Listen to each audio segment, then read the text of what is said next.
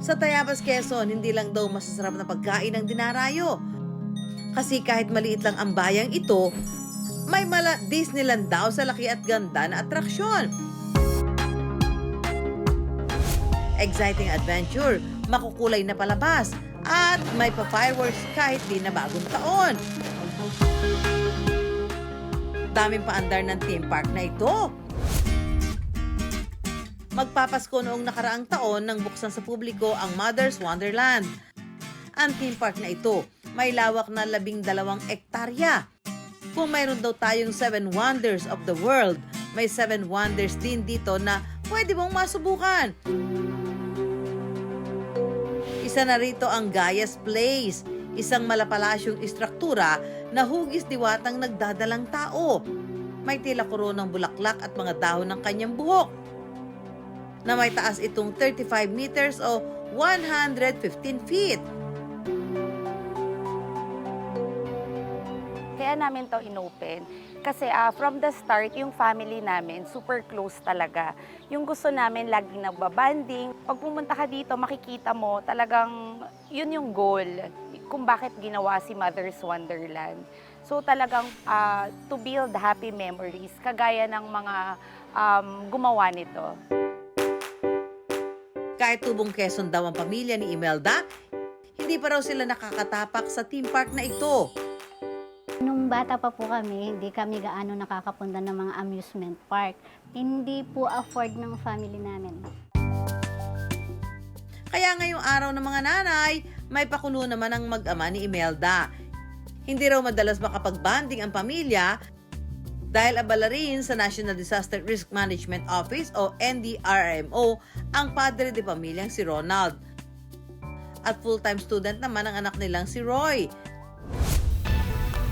Time out muna sila sa kani-kanyang ganap at magse-celebrate ng Mother's Day together.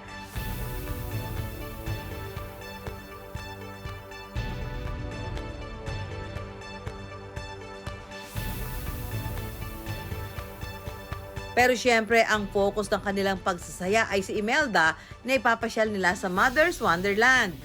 Ang kanilang family goal, akyatin ang 115 feet na estatwa ni Mother Gaia. Mga ka-wonder, 116 steps daw ito. Ang bawat takbang worth it daw sa itaas. Promise! Pagdating sa gitnang bahagi ng Mother Gaia, makikita ang graffiti o Freedom Wall. Pwede maglabas ng hugot at mensahe ng pagmamahal.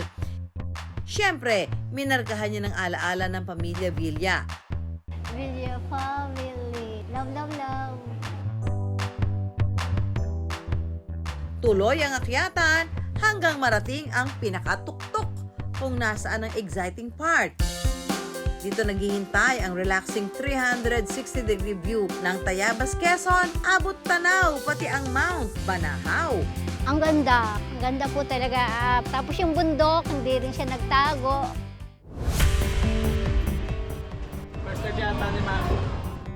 Pagkatapos ng chillax, extreme activities naman ang trip. May pa-wall climbing, Parang di na yata kaya ni Daddy Kaya rin mo yan. at zip line. Masaya naman. Parang nakakapugto ng hininga. First time. Masaya. Zipline at 54.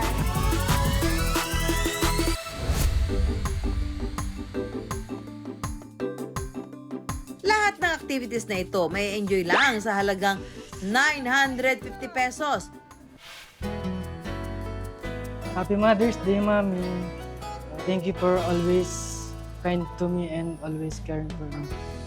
You know how much I love you. Ay, thank you.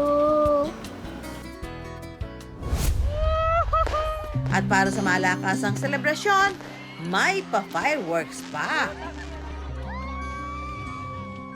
Super saya po. Nakakatuwang pagmasunod itong dalawa na umaakyat doon sa doon sa wall climbing. Pang family banding.